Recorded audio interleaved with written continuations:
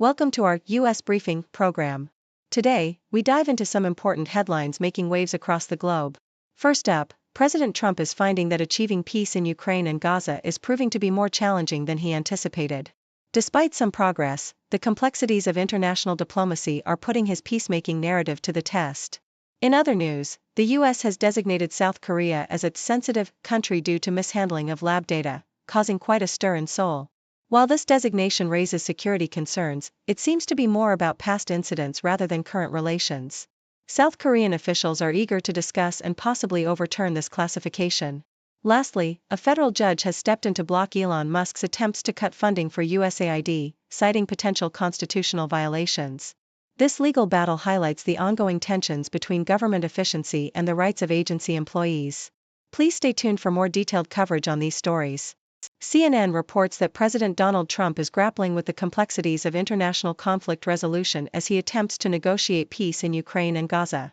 His recent phone call with Russian President Vladimir Putin yielded limited progress, with Russia only agreeing to cease attacks on Ukrainian energy infrastructure while continuing to target civilian areas. Meanwhile, Israel's renewed military actions in Gaza have resulted in significant civilian casualties, undermining Trump's aspirations for a peaceful legacy. The president's efforts to broker a ceasefire appear to be hampered by the political agendas of both Putin and Israeli Prime Minister Netanyahu, who may prioritize their own goals over a sustainable peace process. Critics argue that Trump's approach risks viewing the Ukraine conflict through a Russian lens, raising concerns among European allies about his commitment to Ukraine's sovereignty. CNN also highlights the U.S. Energy Department's recent designation of South Korea as a sensitive country due to mishandling of sensitive laboratory data. This classification, which places South Korea alongside nations like China and Iran, has sparked controversy in Seoul, where officials claim they were not adequately informed. The U.S. ambassador to South Korea emphasized that the designation was not a significant issue and was limited to specific incidents involving visits to U.S. labs. However, South Korean officials are seeking to have the designation lifted amid concerns about its implications for bilateral cooperation. The designation follows a series of security-related incidents, including the firing of a contractor who attempted to smuggle proprietary nuclear reactor design software, raising questions about South Korea's future nuclear ambitions. The New York Times reports on a troubling development regarding the tracking of Ukrainian children abducted by Russia, as the U.S. State Department has ceased funding for this critical initiative. The program, which was managed by the Yale School of Public Health, aimed to preserve evidence of these abductions for potential prosecution and the safe return of the children. Following an executive order by President Trump that froze foreign aid spending, the database containing vital information may have been deleted, jeopardizing efforts to reunite families and hold perpetrators accountable.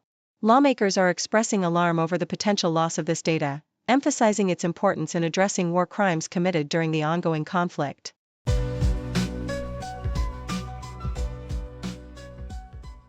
South China Morning Post highlights the serene charm of Laos, particularly in its capital, Vientiane, and the ancient city of Luang Prabang. As tourists glide across the Mekong River in colorful slow boats, the laid-back lifestyle of the Laotians is palpable. The peaceful scenery is complemented by the spiritual ambience of the temples, where monks in saffron robes engage in daily rituals. Vientiane, with its French colonial architecture and historic sites like Pha That Luang, offers a tranquil contrast to the bustling cities of neighboring countries. However, the country is at a crossroads, facing the dual challenges of modernization and the encroaching influence of China, which has invested heavily in Laos, transforming its landscape and economy. Yahoo US reports on a competitive NHL game where the Detroit Red Wings faced off against the Washington Capitals, ultimately losing 4-1. Despite a promising start, with the game tied at 1-1 going into the third period, the Capitals took advantage of their opportunities, scoring 3 unanswered goals. The Red Wings struggled to maintain their rhythm after conceding, leaving them 3 points behind the Montreal Canadiens in the playoff race. Observations from the game highlighted the Capitals' effective strategy of crowding the crease and taking advantage of missed opportunities by Detroit, showcasing the stark difference in execution between the two teams. Nikkei Asia covers a significant legal ruling involving Elon Musk and the U.S. Agency for International Development, USAID.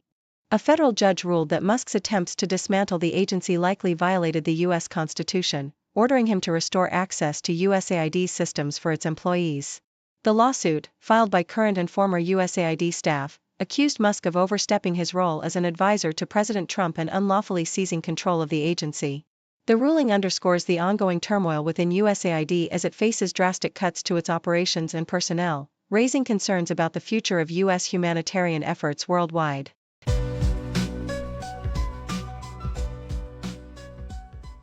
Al Jazeera reports on the remarkable journey of NASA astronauts Sunita Williams and Barry Wilmore, who unexpectedly extended their stay aboard the International Space Station, ISS, to a staggering 9 months due to a thruster malfunction on their Boeing Starliner Calypso.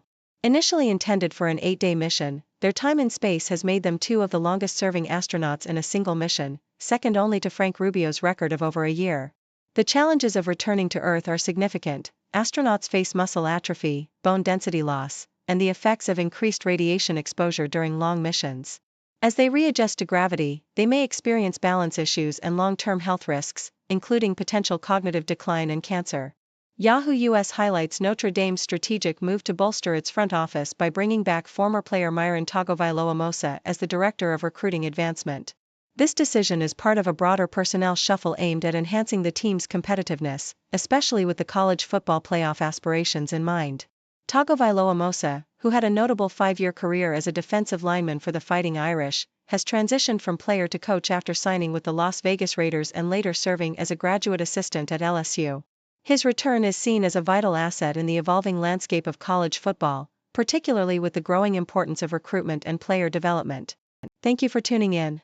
The content above showcases the latest briefing reports and analytical synopses, thoughtfully curated by the 6Do team. These insights stem from a wide array of reputable media outlets, think tanks, government sources, and specialized experts worldwide. We encourage you to explore these sources for a comprehensive perspective. Keep in mind that while the content may not always align with the official standpoint of 6Do Brief, it's not meant to be taken as absolute directives for decision-making. Comprising seasoned media professionals, learned scholars, and accomplished scientists, the 6Do team embodies a trailblazing, fully independent media entity. To customize 6Do Brief to meet your professional needs, you have the option to subscribe to a diverse array of briefings on our website, 6dobrief.com. Regardless of your location, you can conveniently receive 6Do Brief via email.